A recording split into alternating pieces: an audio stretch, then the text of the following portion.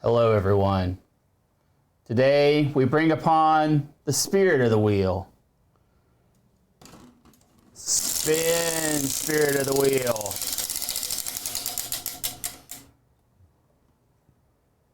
Nothing. We must call upon our spirit of the wheel patron, John, Boat of Shawler, to deliver us a piece.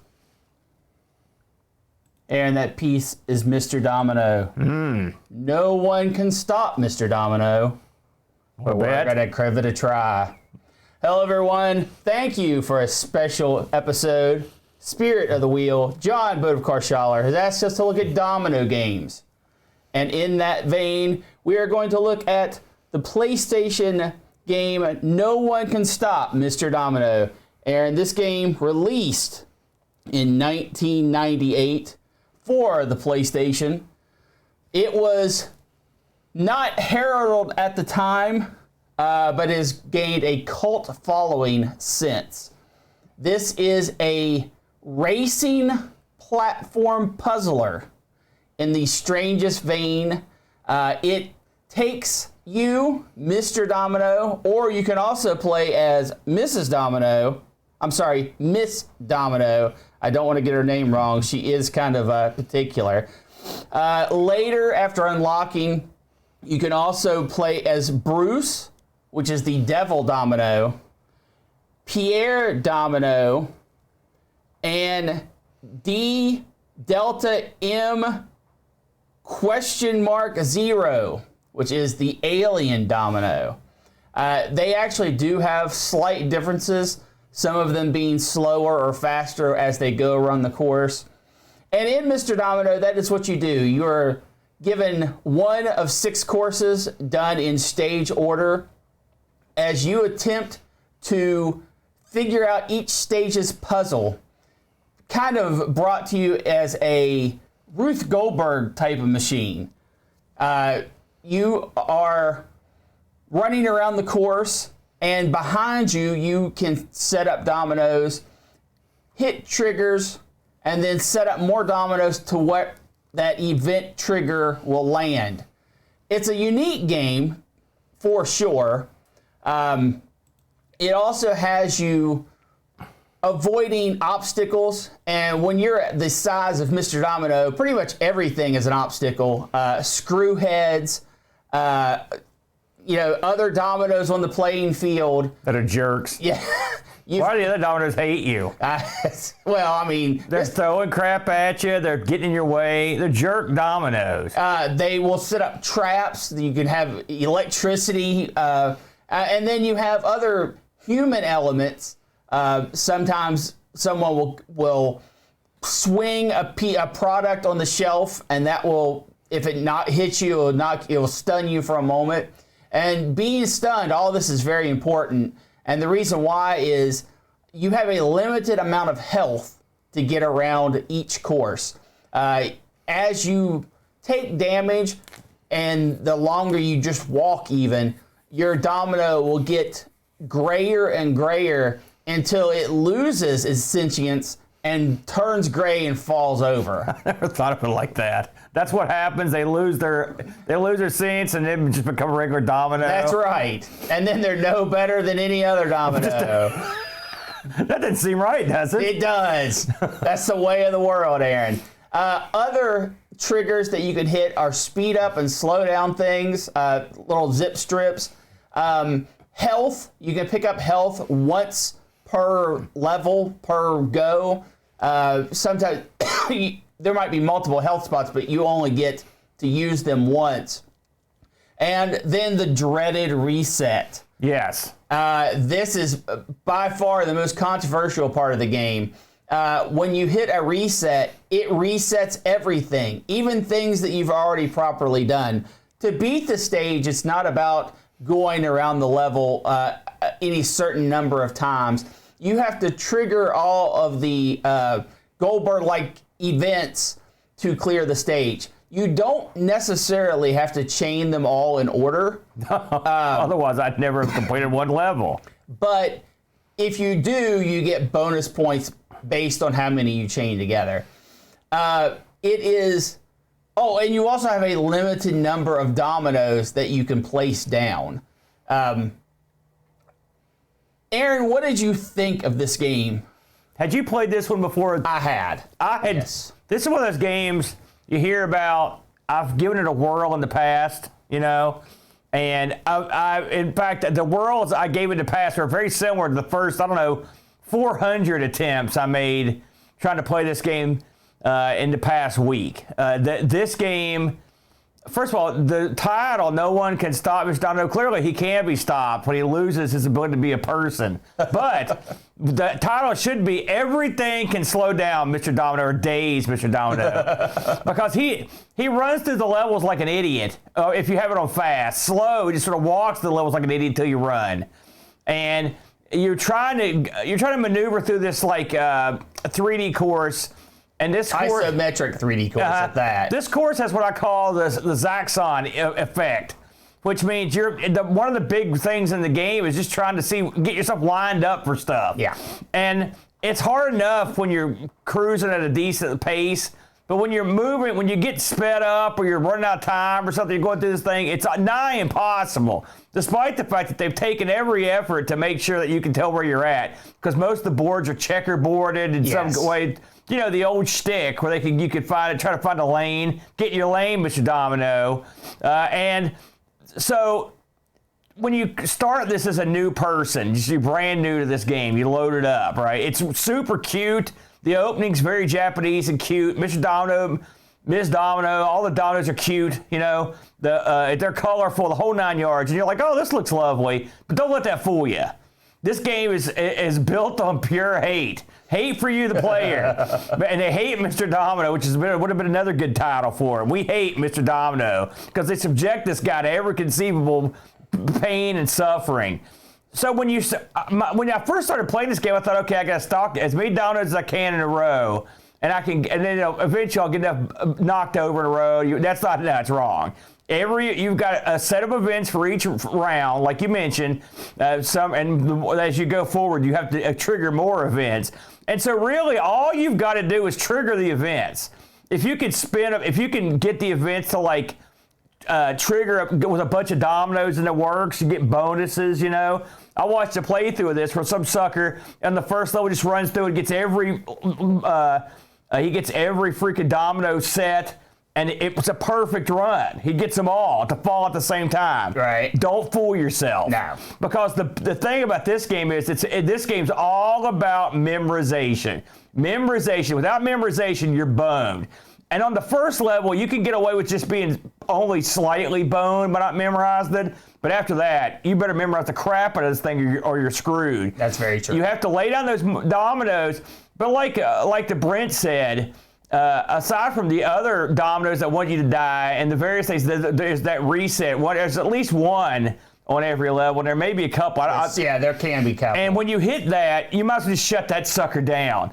Now, the flip side of it is, I can see why they would put that in there, because some people want to string together combos and stuff, but I suppose that was put in there. I don't know. To me, it just seems like they're trying to screw you, but I'm assuming there's some scoring reason why they would put that in there. Because once you've triggered the event, that event's done. You just go try to get the other events. There's no order to the event. You can trigger however you want.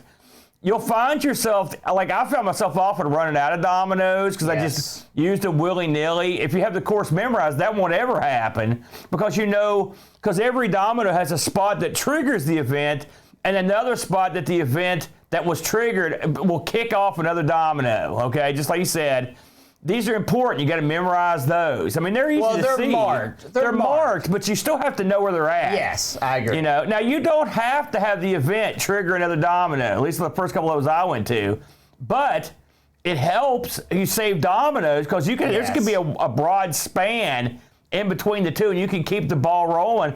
If you know what you're doing, you can whip through these levels like a maniac. You know, if you are a real stud, have it memorized like Dragon's Lair 2 style. But for a mere mortal, you really have to take the time to understand where this stuff's at. I played this and turned it off a dozen times this week at anger. I played it today, all afternoon after their show. I played this, and finally I managed to consistently get to the second level, and which is, I know, hey, I'm not good at the game. Did you ever full combo the first level? Oh, are you insane? Heck no. God, no, not even close. I can full combo the first level and the second level because for me, I can't fathom how to make it work without full comboing. Yeah. Well, I can. You just lay a domino down on the one, and then you're done. That's all. As long as you trigger the event, you're golden. Yeah, but you to trigger the set of dominoes, you have to run into them or have an event run into them, which means getting around the entire course. If you go slow, and I go as slow as I can on this game 90% of the time, you will eventually just run out of health and die. You have to keep moving at a decent clip. Now, Aaron, did you think the controls in this game were odd, or did you feel like they were pretty spot? Well, I mean, they're not much to them, frankly. You hold a button down, and he drops a domino, right? Yeah, that's the only button. And then you move the controller. That's pretty much it. What gets you is the speed ups will make you do, like, how many times on the first level did I hit the first speed up and run into the reset? Because it's right beside a health. All the times is the answer. And I did that a couple times where I had like one thing left to trigger. That was one of the times I would shut off the game. Yes. Is this game beautiful graphics, colorful, full of personality and charm? Very Japanese. Yes. It is all those things. Is this game have great tunes? Yes. Each level, I think there's 6 levels. Each one has its own tune. Are the levels diverse? Absolutely. Yeah, absolutely. With all sorts of crazy shenanigans you can get into. Is this game fun for me? Good God, no. Not just no, but hell no, it's not fun because it's frustrating as heck. Now, I put this, you're gonna laugh when you hear this, but it's true. I put this game squarely in the same, I have to get in the same mindset that I do when I play Manic Miner, right? The Pixel Perfect Jump ZX masterpiece, right? And that is, I just go in and I'm just prepared to perpetually fail. This is the mindset I got into at the end of my run on this. And when you go in there with a killer attitude, where you're just going to sit there and do it till you get some action, when you do finally get something to work, you get a very euphoric feeling. It's incredibly fulfilling. Right? Yeah. But you have to be prepared to not feel euphoric hundreds and hundreds of other times. Yes. You know what I compare this to, Aaron? I don't. This reminds me so much, the feeling, not the gameplay, of course. It's the feeling of Dragon's Lair. Because being able to watch someone do this is incredible. You see them whipping around the level, setting up all these combos, and then you get to watch them trigger the combo off. And it's so much fun to watch all the interactions. Like, this is very much a spectator game if you're watching someone who's very good.